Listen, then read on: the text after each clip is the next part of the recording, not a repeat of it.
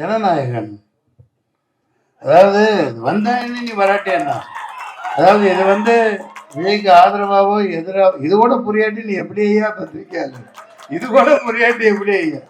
அதாவது நம்ம குடும்பம் சினிமாங்கையில ஒரு குடும்பம், அவருக்குன்னு ஒரு மாஸ் இருக்கு, அதுல அரசியல் இல்ல இல்ல ஏன் புரியலன்னா, எடுத்த உடனே வந்த உடனே பேசும்போது என்ன சொன்னீங்கன்னா, இந்த படத்தை பத்தி பேச வந்துட்டு அந்த படத்தை ஏன் பேசுனீங்க? அதுக்காக தான் எனக்கு புரியல. படத்தை மொத்தமா பார்த்தேன் இல்லையா, இவர் பட்ட வேதனைகள். ஒரு படம் அந்த டயத்துக்கு வரணும், அதான் சொன்னேன் நான். பிரியாணிலாம் அன்னைக்கு சாப்பிடணும், ஃப்ரிட்ஜில் வச்சு 4 நாள் கழிச்சு சாப்பிட்றதுக்கு பேர் பிரியாணி இல்லை. அந்த மாதிரி அது மிகப்பெரிய கொடுமை. அந்த மாதிரியெல்லாம் இனிமேல் இருக்கக்கூடாதுன்னா ஒரு சரியான கேர்ஜி மாதிரி, ஒரு ராத்தர் மாதிரி, ஒரு சரியான ப்ரொடியூசர் கவுன்சில் ஒரு ஆள் இருக்கணும். அநேகமாக எல்லாம் நல்லா இருக்கும், யாரையும் குறை சொல்றதுக்கு இல்லை. இது மிகப்பெரிய வேதனை. அது ஒரு மாஸ் ஹீரோ, என்ன அரசியல் நடக்குன்னு தெரியல. கோட்டுங்கிறான், அங்கங்கிறான், மறுபடிங்கிறான், ஆர்டருங்கிறான். என்னடா நடக்குது இந்த நாட்டில்? என்ன யாரா இருந்தாலும் சரி, சினிமாங்கிற இந்த குடும்பம் அந்த இதுக்கு ஒருத்தர் பாதிக்கப்படக்கூடாது. எத்தனை ப்ரொடியூசர், எத்தனை பேர், அந்த ஆள் எத்தனாயிரம் கோடி போட்டிருப்பான் படம் எடுத்தவன், எத்தனை லட்சம் பேர். அந்த ஒரு பொங்கல் தான் அந்த இதுக்கு கொண்டு வரணும். அது தனி மனித சாதனையோ ஒரு ஹீரோவோட வேலையோ அதெல்லாம் கிடையாது. ஒட்டுமொத்தமா அந்த பாட்டு ஏதோ ஒரு தவறு நடக்குது, அது இன்னும் என்னால் புரிஞ்சுக்க முடியல. அந்த வேதனையை தான் சொன்னேன். ஏன்னா இவருப்பா நான் பணத்தை போட்டு இவ்வளோ கஷ்டப்பட்டு எடுத்திருக்காங்க இல்லையா, அதனால இந்த சினிமாவை நம்பித்தான் நம்ம பிரஸ் எல்லாமே இருக்கும். அதனால அதெல்லாம் களையணும்னா உண்மையான கருப்பன்கள், உண்மையான ஒரு ஆர்வலர், இந்த நாட்டை நேசிக்கிறவே வரணும். டைரக்டர் சார் மன்சூர் சாருக்கு படம் முழுக்க இங்கேயும் சாப்பாடை பத்தி தான் பேசுறாரு. படம் முழுக்க சாப்பாடு சீன் வச்சதுக்கு காரணம் இந்த மாதிரி எதுவும் பேசிடக்கூடாதுங்கிறதுக்காக, இந்த மாதிரி எதுவும் பேசிடக்கூடாதுங்கிறதுக்காக தான் சாப்பாடு சீனா இல்ல சார். அவரு சாப்பிடும் போது அழகா இருக்காரு. ஏன்னா அவரு நம்ம நிறைய பெரிய டைரக்டர் லோகேஷ் கனகராஜ் சார்லாம் சொல்லுவாங்க, அவரு சாப்பிட்டாலே ஒரு அழகுன்னுவாங்க. அதனால அவர் சாப்பிட வச்சது கண்டிப்பா அது கதை காலத்துக்கு நீங்க படம் பாத்தீங்க இல்லையா, அதனால அவர் அழகு. நான் அவ்வளவு சாப்பிட்றவெல்லாம் கிடையாது, சாப்பிட்ற மாதிரி நடிக்கிறது தான். அந்த காலம்லாம் போயிடுச்சு. நான் வெஜிடேரியன் மாதிரி நம்ம அதிகமா சாப்பிட முடியல. படத்துல அது ஓகே சார். நீங்க சொல்றீங்க சினிமா ஒரு குடும்பம், ஒரு படம் வெளியில வரல, நம்ம சட்டத்துக்கு புறமான கருத்து இருந்தா படத்தை சென்சார் நிறுத்தி வைக்கிறதுல என்ன தப்பு இருக்கு சார்? இப்ப இந்த படத்தை இல்லையா? நான் சொல்ல போனா சொல்லுவேன், இது வேற மாதிரி போயிடும். கேரளா பயில்ஸு, காஷ்மீர் பயில்ஸு, இப்ப இந்த வந்துட்டு இருக்க மத ரீதியான அப்பட்டமான பொய்ய சொல்லிக்கிட்டு இந்த நாட்டை நாசம் பண்ணிட்டு இருக்காங்களே, அதெல்லாம் என்ன மயிருக்கு எப்படி வந்துச்சு? எப்படி வந்துச்சு? இவன் என்ன தப்பு பண்ணா? என்ன பேச்சு பேசிட்டு இருக்கீங்க? நான் நியாயத்துக்கு குரல் கொடுக்கிறவன். நான் சாதாரண அடிப்படை தரமட்டத்தில் தர லோக்கல் தான். அதைத்தான் அதை எதிர்க்கிறேன். இந்த சென்சார் ஒரு மயிரை வேணாண்டா, மக்கள்கிட்ட குடுறா கையில. இந்த ஆட்சியே வேணான்னு தூக்கி போடுங்க. உண்மையானவர் வாங்க, 4 பத்திரிகை வாங்க, 4 சொசைட்டி, நம்ம அந்த ஒரு மத ரீதியான உண்மையான ஆன்மீகவாதி 2 பேர் உட்காருங்க, சினிமாக்காரர் 4 பேர் உட்காரு, ப்ரொடியூசர் 4 பேர் உட்காரு, லிரிக்ஸ் ரைட்டர், இப்படி ஒரு 20 பேர் டீம் வைங்க. சென்ட்ரல் கவர்மெண்ட் ஒரு மயில் வேணாம், நீங்க கிழிச்சதெல்லாம் போதும். நிறைய பாதிக்கப்பட்டாச்சு. நன்றி, வணக்கம் சார். வாங்க, குற்ற மாதிரி இல்லை உங்களை, வாங்க இங்க வாங்க. தோருங்க இவ்வளவு நேரம் என்ன வேணாலும் கேட்கலாம். சென்சார் போர்டை கேட்டீங்கல்ல, நான் படம் எடுக்கிறவன் தான், எனக்கு சொல்றதுக்கு உரிமை இருக்கு. வாழ்க்கை ஜனநாயக படத்தை 2 வருஷம் தூக்கிட்டு டெல்லிக்கு பொட்டி தூக்கிட்டு அலைஞ்சேன். இந்த ஞானசேகரன் கொடுக்கல, கடைசி நான் பொட்டியை தூக்கிட்டு இப்ப மாதிரி டிஜிட்டல் கிடையாது, அது வேற காலகட்டம். நான் சமாளிச்சுட்டே வெளியே வந்துட்டேன். வாழ்க்கை ஜனநாயகம்னு படம் அது நல்லா ஓடிச்சு.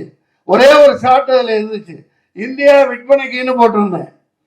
எது இந்தியா விற்பனைக்குன்னு போட்டிருந்தேன். நான் ஒரு காயலாங்கடை வியாபாரி.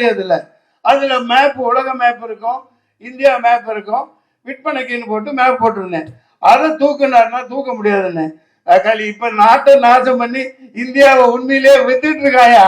மூஞ்சியை கொண்டு எங்கேயா வச்சுக்கிறது? எல்லாத்தையும் வித்துட்டாங்க. நம்மெல்லாம் சும்மா. சரி சார், படம் வந்துருச்சு. முந்தானது பாருங்க, 600 கிலோமீட்டர்ல என்ன கங்கா, பெரிய எவ்வளவு பெரிய கிலோமீட்டர், எவ்வளவு பெரிய ரோடு. என்னாச்சு? தூக்கி அதானிக்கு அப்படியே கொடுத்துட்ட. 70% இந்த உனக்கு, இந்த அம்பானிக்கு. என்னடா நாடாடா இது? வித்து திங்கிறாங்க எல்லாம். கேளுங்க. இல்ல சார், ஆ இங்க ஒண்ணு புரிஞ்சுக்கிங்க. ஆ காரணங்கள் இருக்குங்க, காரணங்கள் இருக்கும். அது அவர்கிட்ட தானே கேட்கணும். நான் ஒரு சினிமாக்காரனா, என் குடும்பஸ்தனா, எப்ப தேவையோ அப்ப குரல் கொடுக்க வேண்டியது ஒரு ஆனந்தம். நான் எப்போ ரிலீஸ் ஆனா குடும்பத்தோட போய் பார்ப்பேன், இதே தேட்டர்ல பார்ப்பேன். அதை பதிவு பண்ணிருக்கேன், எல்லாத்துக்கும் தெரியும். இப்ப ஏங்க நீங்க தனிப்பட்ட தாக்குதல்லாம் நடத்த வேணாம். அவர் தயாரிப்பாளர் எவ்வளவு பாதிக்கப்பட்டிருக்காங்க, லட்சக்கணக்கான ரசிகர்கள், கோடிக்கணக்கான பேரு. அது ஒரு ஆப்டர் சினிமா தானே, தூக்கி போட்டலாம், அது வேற விஷயம். ஆடியோ லான்ச் எடுத்துட்டு இருப்பாரு சார் அவரு. ஆடியோ லான்ச் எடுத்துக்க வரா, அப்புறம் என்ன ஆடியோ லான்ச்? புரியல. ஆடியோ லான்ச் ஆமாங்க, அதான் மலேசியாவில தான் மாலிக் பாய் பின்னிட்டானே, பெரிய மாலை மலேசியாவே தூக்கி போட்டு அது வரைக்கும் உலக சரித்திரத்தில் இல்லாத அளவுக்கு பண்ணியிருக்காரு. அவர்தான் ஏழையா சார், நீங்க குரல் கொடுத்துருக்கீங்க. தமிழ்நாட்டுல நடத்திருந்தா பரவாயில்ல. நான் வந்து ஒரு ப்ரொடியூசரா அதோட பேசுறேங்க. ஆடியோ லட்சம் பல கோடி போயிருக்கோம். ஆமா, ஏன் தமிழ்நாட்டுல இருக்க மலேசியால போய் வைக்கிறீங்க? என்ன பேசுறீங்க? அமெரிக்கால கூட வைப்பாங்க. நம்ம தமிழ் சினிமா எங்க போயிருக்குது? துபாயில கூட வைக்கலாம். நல்லா நடந்துச்சா அங்க? என்ன பேச்சு பேசுறீங்க? டிக்கெட் விற்பனை பண்ணி தான் சார் உள்ள அலோ பண்ணாங்க. எது டிக்கெட் வித்து தான் உள்ள. சரி, அதனால உங்களுக்கு என்ன போகுது? நீங்க ஏன் வைத்திருச்சல் பண்றீங்க? சின்ன படம், அதாவது வெறுப்பு அரசியல் கூடாது. இல்ல இல்ல கேளுங்க, நீங்க கேட்டு என்ன கேட்டாலும் நாக்க புடுங்கிட்டு சாப்பிடுற மாதிரி கேளுங்க. சின்ன படம் தியேட்டருக்கு வரலனா நீங்க கேளுங்க. ரீரிலீஸ் கேடிவி மொபைல் எல்லாத்தையும் போட்டாங்கல்ல, ரீரிலீஸ்க்கு தியேட்டருக்கு வரீங்க கேட்க வேண்டியதானே? இந்த படத்துக்கு யாரை சொல்றீங்க? என்ன சொல்றீங்க? இந்த தமிழ்நாட்டுல, நம்ம தமிழ்நாட்டுல தான் கேக்குறேன். எந்த படத்தை? இப்ப கூட தான் கீழ மங்காத்தா போயிட்டு இருக்கு, கில்லி போயிட்டு இருக்கு. லைனா புது படங்கள் வெளியிடுங்கன்னு சொல்ல வேண்டியதானே? இதெல்லாம் ஒரு விஷயமா? நான் கவுன்சில் இருந்தவன், நானும் தயாரிப்பாளர், நான் 11 கூட எடுத்திருக்கேன். இல்ல சார், தியேட்டர் கிடைக்கல. இப்போ அவர்கிட்ட டைரக்டர் கேளுங்க, அவர் ப்ரொடியூசர். அதுதான் நண்பரு, தியேட்டர் கொடுக்க மாட்டேங்கிறாங்க, ஓடிடி கொடுக்க மாட்டேங்கிறாங்க. இதெல்லாம் சேனலைஸ் பண்ணணும், சரியான ஒரு பாடி இருக்கணும். ராணுவம் மாதிரி ஒரு நம்ம தயாரிப்பாளர்கள், ஏன்னா அவங்க தான் கடவுள்கள், அவங்க தான் முதலாளிகள்.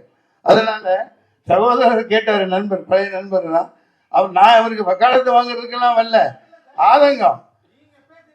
அவர் பேச மாட்டேங்கிறாரு, பேச மாட்டேங்கிறாரு. மன்சூர் சார், அவர் 2000 ரூபாய் ஒரு ரசிகர்களையும் டிக்கெட் வித்து வதைக்கிறாரு. படம் ரிலீஸ் ஆகலன்னா ப்ரொடியூசர்ஸ் ஆகுறாங்க. அவர் பேச மாட்டேங்கிறாரு, நீங்க எல்லாம் பேசி என்ன ஆக போகுது சார்? அவர் நாளைக்கு அரசியல்வாதியை வந்து என் உடம்புல ரத்தம் ஓடுது இல்லையா? மீடியாவே மீட் பண்ண மாட்டேங்கிறாரு சார். நீங்க 2000 ரூபாய் வாங்கிக்கிட்டு அவரு சினிமா காட்டாருன்னு சொல்றீங்க. அதுக்கு பவர் இருக்குது. வாங்குறவன் வாங்குறான், கொடுக்குறவன் கொடுக்குறான். நீ அதே 9,000 ரூபாய் கொடுத்து ஒட்டு வாங்குறிய, ஒட்டு. அதுக்கு எங்க இருந்து கொடுக்குற? மொப்பம் பாட்டம் காசு கொடுக்குற. 5000 ரூபாய் கொடுக்குறிய ஒட்டுக்கு, மொப்பம் தாத்தா பாட்டம் காசுவா கொடுக்குற. இவன் உழைச்சு சம்பாதிக்கிறான், சம்பாதிச்சு போட்டோம். வாங்க வாங்க.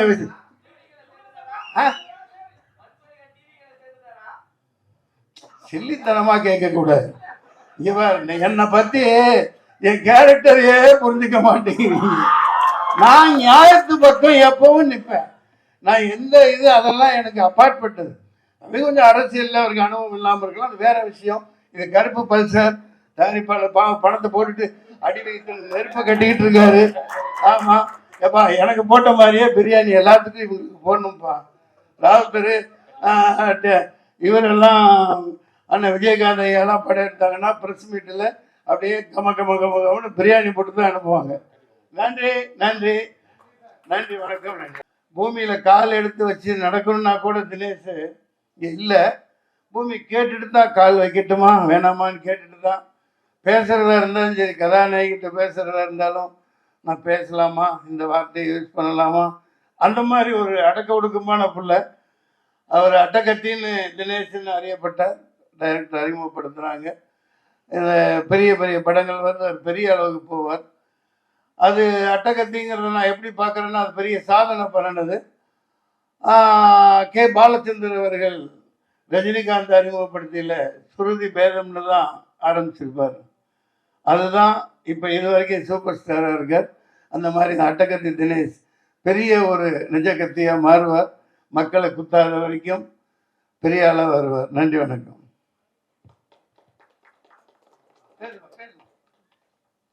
அப்புறம் பெண்களுக்கு முதல் உரிமை கொடுக்கலான்றாங்க. வா அந்த ஹீரோனி வரலையா?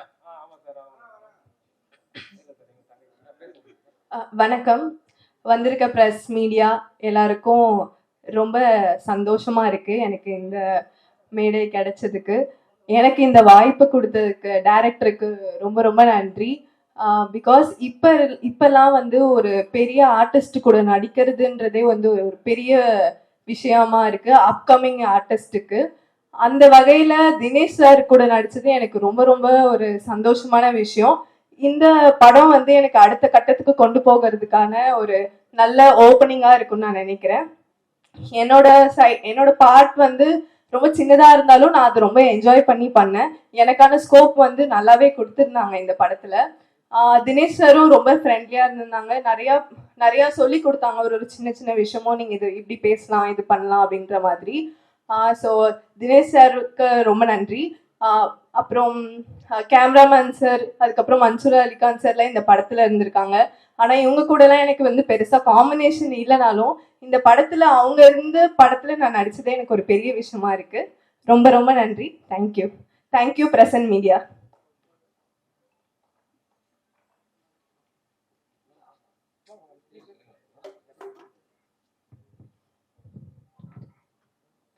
அனைவருக்கும் வணக்கம். கருப்பு பல்சர் படம் எல்லாரும் பார்த்துருப்பீங்க. மெல்ல வந்து தன்னோட விளையாட்டு தளத்தை 2ஆம் பகுதியில் ஒரு சீறி வரும் காளையா எப்படி ஒரு ஜல்லிக்கட்டு ஒரு விறுவிறுப்பான போட்டியாக இருக்குமோ அந்த மாதிரி 2ஆம் பாகத்தில் எல்லாரையுமே உட்கார வச்சு ரசிக்க வச்சுட்டு இந்த படம். இந்த படத்தில் நான் ஒரு கேரக்டர் பண்ணியிருக்கேன். சார் கூட தான் பண்ணேன். சார் கூட நடித்தது தான் ஃபஸ்ட்டு படம். எனக்கு ஒரு புது நடிகனாக இல்லாமல் முழு சப்போர்ட் கொடுத்தாங்க. அப்படி தாண்டா வரணும், இப்படி தாண்டா பண்ணணும் அப்படின்னாங்க. இந்த நேரத்தில் சாருக்கு நன்றி சொல்லிக்கிறேன். இந்த வாய்ப்பு கொடுத்த இயக்குனருக்கு நன்றி. இந்த படத்தை நல்லபடியாக மக்கள்கிட்ட சேர்த்து ஒரு வெற்றி படமாக ஆக்க உங்களை எல்லாரையும் வேண்டி விரும்பி கேட்டுக்கிறேன். நன்றி, வணக்கம்.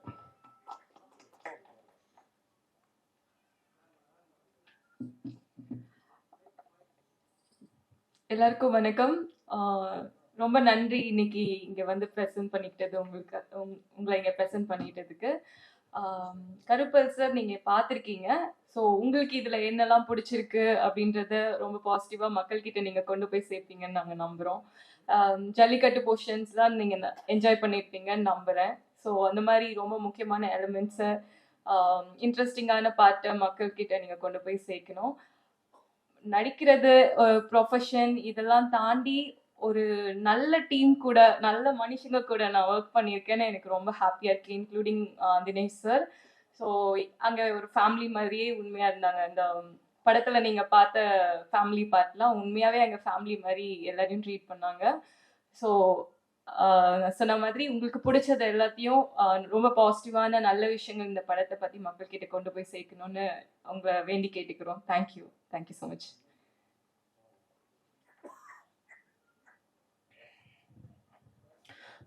வந்திருக்க எல்லாருக்கும் வணக்கம். இந்த படத்தில் நான் வந்து மியூசிக் டைரக்டராக அறிமுகமாகிறேன். ஸோ எனக்கு வாய்ப்பு கொடுத்த director sir, executive producer and எல்லாருக்கும் ரொம்ப நன்றி. 3 பாடல்கள் பண்ணியிருக்கோம். ஒன்று வந்து கானா பாலா சார் பாடியிருக்காரு. அதுக்கப்புறம் சத்யபிரகாஷ் மெலோடி பாடியிருக்காரு. அதுக்கப்புறம் வந்து வேல்முருகன் சார் வந்து அந்த ஜல்லிக்கட்டு சாங் பாடியிருக்காரு. ஸோ சாங்ஸ் ஒன்றும் சீக்கிரமாக ரிலீஸ் ஆகும் நான் நம்புகிறேன். அடுத்து யூடியூப்பில் நீங்கள் பார்க்கலாம். ஸோ சப்போர்ட் பண்ணுங்கள். ஃபஸ்ட் டைம் பண்ணியிருக்கேன். ஏதாச்சும் குறைகள் இருந்தால் மன்னிச்சிடுங்க. நிறைய இருந்தால் கொஞ்சம் ரீச் பண்ணி கொடுங்க. ரொம்ப நன்றி. Thank you so much.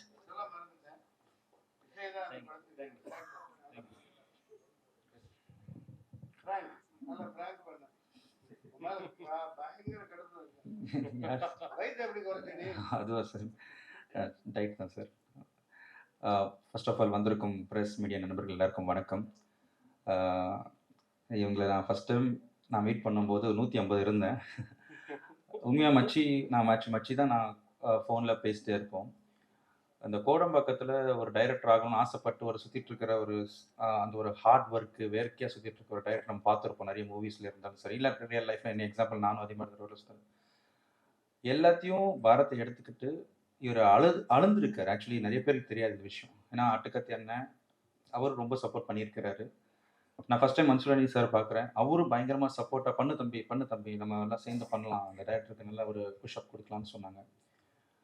நான் பார்த்து லைக் எப்படின்னா ஒரு வேளை தான் சாப்பிடுவார். அது எதுக்கு நான் சொல்கிறேன்னா, மச்சி இல்லை மச்சி இந்த படம் எப்படியாவது கொண்டு வந்துடும் மச்சி மச்சி அந்த ஒரு பயத்தில் நிறைய ஹார்ட் ஒர்க், எவ்வளோ போராட்டம் நடந்துச்சு. பட் ஃபைனலி மேட் இட் மச்சான், ஃபைனலி மேட் இட்.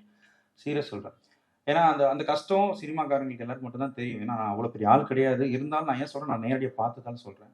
அதே மாதிரி மன்சூர் சார் நான் ஃபஸ்ட் டைம் நம்ம படத்தில் நான் பார்த்தேன். ரொம்ப ஸ்போர்ட்டிவாக நான் இப்படி போட்டுக்கலாமா சார் டைலாக், நல்லா தம்பி போட்டுக்கப்பா, தப்பு என்ன இருக்குது அப்படின்னு சொல்லி ஒரு குட் சப்போர்ட் பண்ணாங்க. அதே மாதிரி அட்டுக்கத் சார், இந்த நடிச்சிருக்கிற மேடல், இவங்க எல்லாருக்கும் நன்றி நன்றி நன்றி. நான் எப்பவுமே மேடல் நன்றி சொல்கிறேன். அதே மாதிரி ஃபஸ்ட் டைம் ப்ரெஸ் மீடியா உட்காந்துருவங்க எல்லாருக்கும் ரொம்ப நன்றி. நிறைய டைம் நான் பார்த்துருக்கேன். ஏன்னா நீங்கள் எப்போவுமே எங்களுக்கு சப்போர்ட் பண்ணிகிட்டே இருக்கீங்க. இந்த டைரக்டருக்கு சப்போர்ட் பண்ணுங்கள், இந்த மாதிரி டைரக்டர்களும் சப்போர்ட் பண்ணுங்கள். தயவுசெய்து சினிமாவை சப்போர்ட் பண்ணிட்டே இருங்க. Thank you so much for you all. Thank you.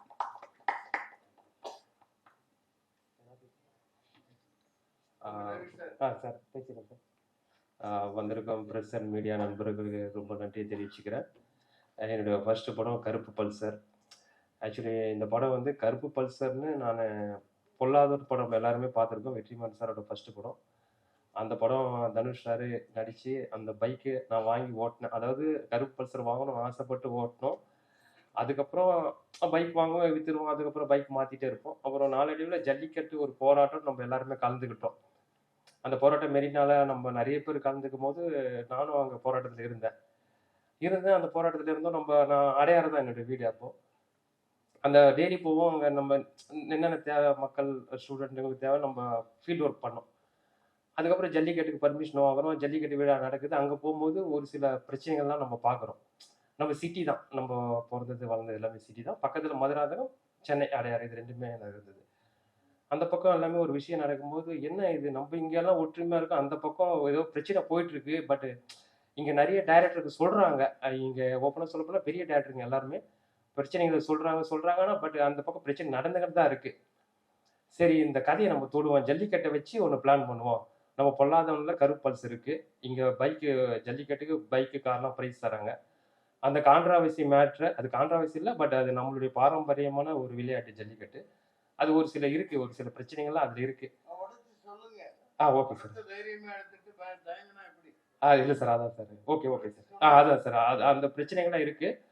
அதுமாரி நம்ம எப்படி ஸ்கிரிப்டாக எடுக்கணும்னு பார்க்கும்போது ஒரு டவுட் இருந்தது. ஜல்லிக்கட்டு ஏன்னா வாடிவாசல்னு ஒரு பெரிய படம் வெற்றிமாறன் சார் பண்ண போகிறாரு, சூர்யா சார் நடிக்க போகிறாங்க.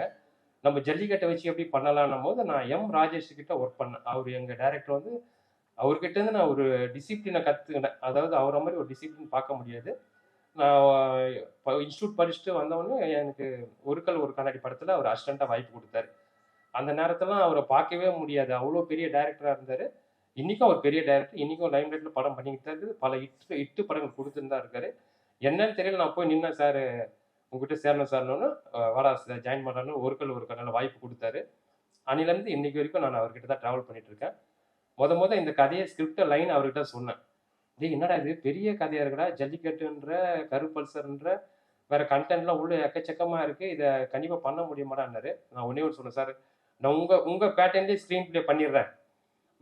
எஸ்எம்எஸ் பாஸு ஓகே இந்த பேட்டர்னில் ஃபர்ஸ்ட் ஸ்டாப் தள்ளின்னு போயிடுறேன் சார். ஃபர்ஸ்ட் ஸ்டாப்பு உங்கள் பேட்டர்னில் தான் இருக்கும். நான் அப்புறம் கிளைமேக்ஸில் கடைசி 20 மினிட்ஸில் நான் கண்டென்ட்டை சொல்லிக்கிறேன்னு சொல்லிட்டு, உண்மையாகவே இந்த கதையோட ஸ்க்ரீன் ப்ளே பார்த்தீங்கன்னா ஒரு பாஸு ஓகே அட்டகத்தி நான் குறைஞ்சது ஒரு 40-50 வாட்டி பார்த்த படம்.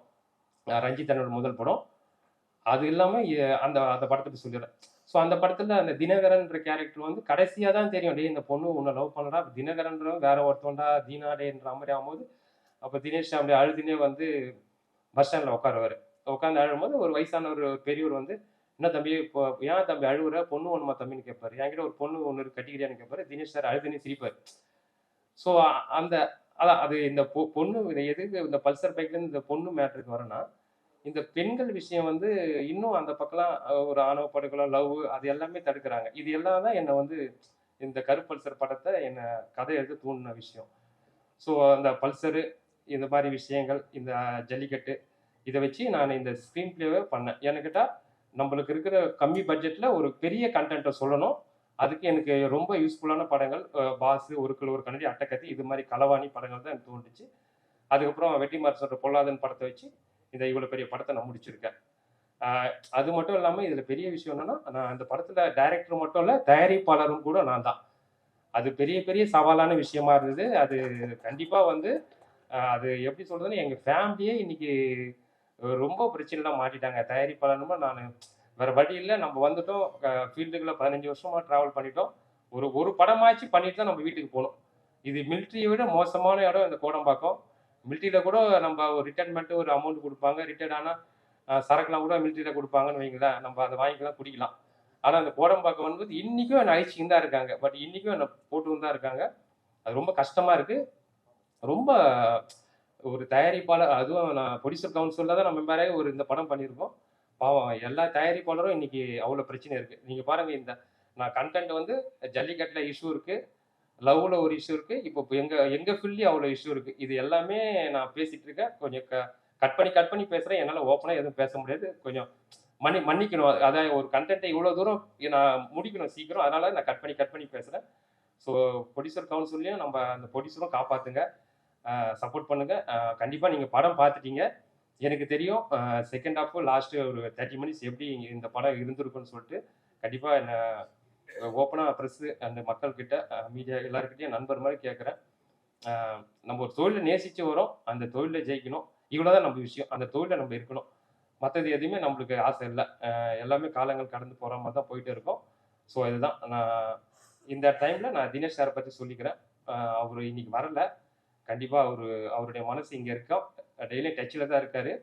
என்னன்னா, அவர் வந்து நான் இந்த படத்தை வந்து 25 நாளில் ஷூட்டிங் ஃபுல்லாக முடித்தேன். இவ்வளோ பெரிய படம் நீங்கள் பார்த்துருப்பீங்க. அது காரணம் வந்து தினேஷ் சார் தான். நான் தயாரிப்பாளர்ன்றதுனால எல்லாமே டபுள் கால் ஷீட் தான். 7 மணிக்கு நான் கேமரா வச்சா குறைஞ்சது 2 மணி வரைக்கும் நைட்டு போவோம், இல்லைன்னா 10 மணி வரைக்கும் போவோம். கண்டிப்பாக மற்ற ஹீரோ நடிப்பாங்களான்னு தெரியல, அந்த அளவுக்கு ஹார்ட் ஒர்க் பண்ணி நடிச்சு கொடுத்தாரு தினேஷ் சார். தினேஷ் சாருக்கு நான் ரொம்ப ரொம்ப நன்றியை தெரிவிச்சுவேன். அவர் இல்லைன்னா இந்த படத்தை கண்டிப்பாக நான் முடிச்சிருக்க முடியாது. ஃபர்ஸ்ட் தினேஷ் சாருக்கு தேங்க்ஸ் சொல்கிறேன். அதுக்கப்புறம் ஃப்ராங்க் ஸ்டார் ராகுல், இந்த படத்தை நீங்கள் பார்த்துருப்பீங்க. ஃபர்ஸ்ட் ஹாஃப்லேருந்து எண்டு வரைக்கும் ஃப்ராங்க் ஸ்டார் ராகுல் ஒரு காமெடி. இன்னைக்கு நம்ம இண்டஸ்ட்ரியில் காமெடியனுங்களே கிடையாது, உங்களுக்கு நல்லாவே தெரியும். நம்ம வர காமெடி டைரக்டர்கிட்டேருந்து வந்திருக்கோம். நம்ம காமெடி வச்சு தான், டைலாக்கை வச்சு தான் ஒரு சீனை நம்ம நவுத்தி ஆகணும், வேறு வழியே கிடையாது. நம்ம அவ்வளோ பெரிய பொருள் செலவு பண்ண முடியாது. நம்ம ரூமாக தான் வச்சு எடுத்தோம். ஏன்னா ஒரு நாளைக்கு 5 சீனாச்சு எடுக்கணும், அப்போ தான் அந்த சீனை நம்ம முடிக்க முடியும் 25 நாளில். அப்படின்னும் போது இந்த ராகுல், எங்கள் மச்சி ராகுலோட உழைப்பு, அவருடைய டேலண்ட்டு கண்டிப்பாக இந்த படத்தில் வெளிவரும். அதுக்கப்புறம் இவரை காமெடியாக எல்லாருமே எப்படி பண்ணுவாங்கன்னு உங்களுக்கு தெரியாது.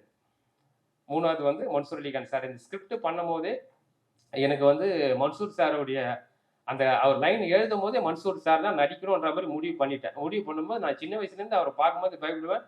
ப்ரெஸ் மீடியாலாம் அவர் பேச்சை பார்க்கும்போது எனக்கே ஒரு பயம் இருக்கும். வேற நம்ம எல்லாரும் பேசுறத நம்ம பார்க்கும்போது ரொம்ப அவர்லாம் சொல்கிற பேச்சில் கேட்க மாட்டாருப்பா, அவர் டைரக்ட்லாம் சீன் பேப்பர்லாம் தூக்கி போட்டு அவர் தான் டைலாக் பேசுவார்னு சொல்லுவாங்க. பட் ஆனால் அப்படிலாம் இல்லவே இல்லை. அதாவது மன்சூர் சார் மாதிரிலாம் ஒரு பர்சன் நம்ம பார்க்கவே முடியாது. அதனால தான் அவர் இவ்வளோ காலங்கள் நிற்கிறாரு. அவர் கேப்டனை பார்த்தவர், சூப்பர் ஸ்டார்லாம் பார்த்தவர். அதனால தான் இவ்வளோ காலங்கள் நிற்கிறாரு. கடைசி பாருங்க, எங்களா மாதிரி எங்கள் ஜென்ரேஷனையும் வாழ வைக்க வந்திருக்காரு சார். அவர் அடுத்த ஜென்ரேஷனை கண்டிப்பாக டாப்பில் தான் இருப்பார். ஆனால் ஒன்றே ஒன்று சொல்லுவார், டே என்னை இவ்வளோ வேலை யாருமே வாங்கலடா, அந்த கேரவன்னிக்கு ஏற்கனவே சொல்லியிருக்கேன், அதை நான் ஏற்ற விட மட்டும் கேரவன் பார்க்கறதோடு தான் அவர் வேலையாக இருக்கும், அவ்வளோ வேலை வாங்கியிருப்பேன். என்னை என்கரேஜ் பண்ணி டப்பிங்காக இருக்கட்டும், ஸ்பாட்டாக இருக்கட்டும். ஏன்னா அவரும் அதே தான், 7 மணிக்கு மேக்கப் பண்ணி 8 மணிக்கு வந்தாருன்னா 10 மணிக்கு தான் நான் அவரை அனுப்புவேன். ஸோ இது எல்லாமே இந்த ஹார்ட் ஒர்க் எல்லாமே நான் ப்ரொடியூசராக இருந்தனால தான் வந்தது. ஸோ அது ஒரு ப்ரொடியூசரோட வழி தான் இது. மற்றபடி டைரக்ஷன் நான் எங்கள் டைரக்டர் எம் ராஜேஷ் கிட்ட இருந்து கற்றுக்கிற விஷயத்தை நான் அப்ளை பண்ணியிருக்கேன். எனக்கு சப்போர்ட் பண்ணுங்கள். ரொம்ப நன்றி. நான் அதாவது டாபிக் எங்கெங்கேயும் போய் நினச்சிக்காதீங்க, இது எல்லாமே வழி. நான் எதுவுமே நான் யோசிச்சுலாம் வந்து பேசலை, நான் பேச இன்னும் நிறைய இருக்குது. கண்டிப்பாக ஒரு சக்ஸஸ் மீட்டில் மீட் பண்ணுவோம். ரொம்ப நன்றி எல்லாம். Good night. 2 வரி பேசிக்கிறேன். எவ்வளோ ஒரு வழி இருந்தால் தான் ஒரு இயக்குனர் பாருங்கள், முரளி கிரீஷ் இதை பணம் போட்டு எடுத்திருக்கேன், எப்படி இது வெளிக்கொண்டு வந்து எடுத்து முடிக்கணும், முடிச்சுட்டா ஒரு படத்தை முடிச்சுட்டு வீட்டுக்கு போவேன்னு சொன்னீங்க. அதை நான் ஏற்றுக்க மாட்டேன், அப்படி சொல்லாதீங்க. இன்னைக்கு நிலைமை அப்படி இருக்குது. அதாவது சினிமாவை காப்பாற்ற தயாரிப்பாளர் சங்கம், நடிகர் சங்கம், எப்படி பல சங்கங்கள் பேரளவுக்கு தான் இருக்கே தவிர சினிமாவை காப்பாற்றுறதுக்கு எதுவுமே இல்லை. இப்போ சென்சார் பாருங்க, இப்போ விஜய் தம்பி படம், அவர் ஒரு மாஸ் ஹீரோ, மாஸ் இது டயத்துக்கு வர முடியல. பொங்கலுக்கு வராமல் பக்ரீத்துக்கு விட முடியும். ஒரு டைம் எப்போ அது சென்சார் எல்லாம் அதுவும் இப்போ சென்ட்ரல் மயமாக்கிட்டா இது ரொம்ப கொடுமை. சென்சாருங்கிறது 4 ப்ரொடியூசர், ஃபைனான்சர் இருக்கணும், டைரக்டர் இருக்கணும், அந்த பாடியில் நடிகர், இந்த சம்பந்தமானவங்களும், சோசியல் ஆக்டிவிட்டி, சமூக சேவை, இந்த மாதிரி தான் இருக்கணும். இண்டிபெண்ட் பாடியாக இருக்கணும். இந்த சென்சாரு, வெங்காயம், இந்த மசாலெல்லாம் இனிமேல் இருக்கக்கூடாதுங்கிறது என்னோட கருத்து. அப்படி இருந்தால் எந்த 2 பாடி இண்டிபெண்ட்டாக செயல்படணும்.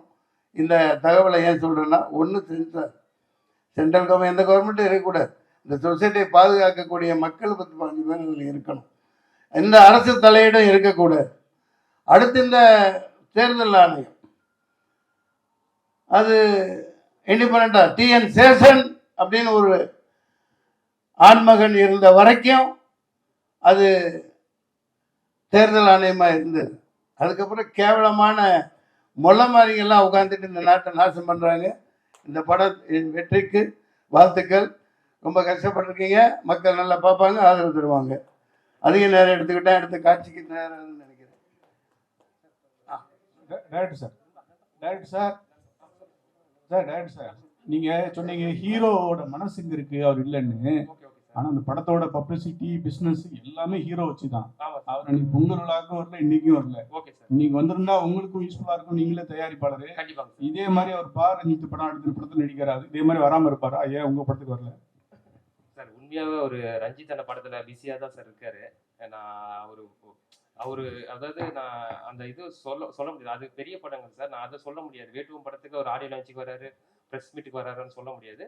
பட் எனக்கு வந்து அவர் இங்க வரல, உண்மைதான். எல்லாருக்கும் தெரியும் இங்க வரல. ஒரு குறையா நீங்க நினைக்காதீங்க. ஆமா, அது எனக்கு நல்ல மனிதருங்க. அவர் ஒரே வார்த்தை நல்ல நடிகர். ஆனா ஷூட்டிங்ல என்னைக்குமே ஒரு கெட்டப்ல இருக்காருன்னு நினைக்கிறேன். அந்த படத்தோட தோற்றத்துல இருக்காரு, வெளியே வரக்கூடாது. இல்ல, நீங்க கேட்ட கொஸ்டின் கண்டிப்பா 100% உண்மை. வேட்டுவம் படத்துக்கு அவர் வராம இருப்பாரா, ஆடியோ லான்ச்சுக்கு, பிரஸ் மீட்டுக்கு, நீங்க கேட்கறது 100% உண்மை. கண்டிப்பா அது வேற, அந்த டாபிக் வேற. பட் இப்போ வந்து டிஸ்டர்ப் பண்ணாதீங்க. அவர் நல்ல மனிதர். அவர் இங்க வரல, அவரோட மனசு இங்க இருக்கும். ஒன்றும் பிரச்சனை இல்லை.